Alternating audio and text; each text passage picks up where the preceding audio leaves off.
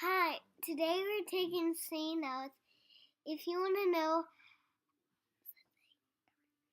everything you want to know about living cells.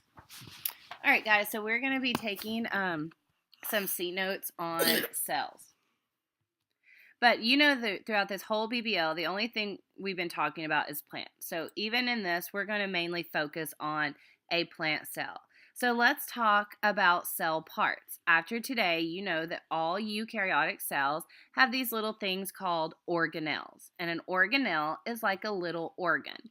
Just like the organs in our body, they all have a certain structure and function. So the structure is the way that something is made, where the function is the job it performs. So your heart, for example, in a human, it has a particular structure, which we know to kind of be the heart shape, and the function of the heart is to pump blood throughout the body. So structure is the way it's made, and function is the job it performs. Each organelle inside a cell has a specific function that it must perform. And this function is going to help that cell to sustain life, to help carry out all life's functions. Its structure helps to support its function or job. Press it. So let's talk about a cell wall. It's a cake. So in this structure, we're going to be talking about the cell wall. And let's talk about all its different functions.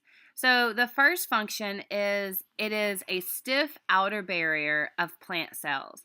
The cell wall's main function is for protection. It protects cells and gives structure to the plant. And when we say structure, we mean support. It is similar to the skeletal system of animals, but this is only found in plant cells. So a cell wall is the big, thick outer layer, and it helps them with their structure and support, because you have to remember everything we've learned about geotropism. Plants have to push up and go against gravity, and since they don't have bones, the cell wall helps them to provide this internal structure. So now let's go into the cell membrane. Okay, it's like our gatekeeper. And what we mean by that is it completely surrounds and protects the cytoplasm of a plant cell. And it is what allows certain things in and certain things out. So it would be like the skin of a human. It does allow certain substances in and out of the cell. So it does also provide protection, but it also allows the cell to keep its shape containing it.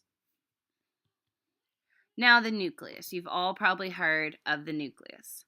The nucleus function is it is the control center. And what we mean by the control center is it contains the DNA of the cell, which controls all the processes of it. This is similar to the brain of an animal.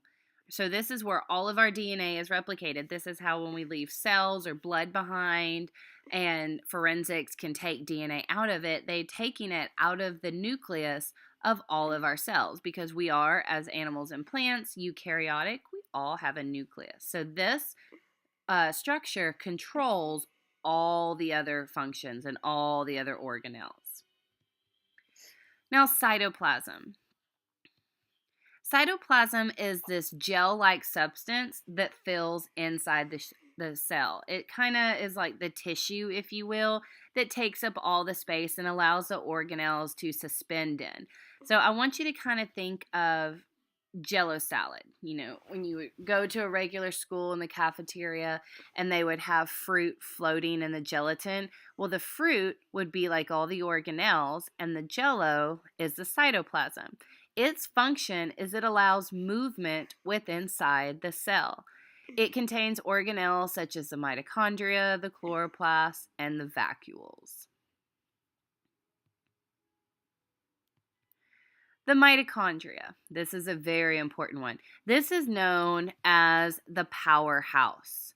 It transforms sugar molecules into energy during cellular respiration. And cells need this energy to function. Now, even though we're mainly only talking about plant cells and we know that plants do photosynthesis, they cannot do photosynthesis 100% of the time because we do know that along with day comes night. So even though they are not able to get to light 24 hours a day, they have to have a backup system. And the mitochondria provides this. It takes all that glucose that is made through photosynthesis and turns it into energy that the cell can use. So that's what we mean by powerhouse. Okay, the vacuole. We've kind of touched on the vacuole when we talked about turgor pressure. The function of the vacuole is it forms from and joins with the cell membrane to store food, water, and remove waste. Think of this like the pantry of the cell. It's where you store all your food, it's where you store all your water. And it also is what moves waste out of the cell. So it could be like the stomach if you want to. So now how is turgor pressure involved? Turgor pressure provides another way of internal support in the plant. You'll notice that plant cells have a very large vacuole, and this is mainly to store water. And when a plant has high turgor pressure, the vacuole will grow and push on the cell wall to help to provide support. When there's low turgor pressure, the vacuole will shrink and it doesn't provide that extra support, and then the cell can kind of collapse on itself, and this is what we know for a plant to wilt. Chloroplast. This is very unique to all plant cells. The function is that it contains chlorophyll, which is a pigment that makes plants green. And this pigment is needed to transform energy from the sun into glucose during photosynthesis. So a chloroplast always kind of looks like a bag with stacked coins inside of it. And this is where all the pigment lies. So the reason why plant cells are green and why all plants are green is not because of the cells themselves, but because of the organelle chloroplast that is green.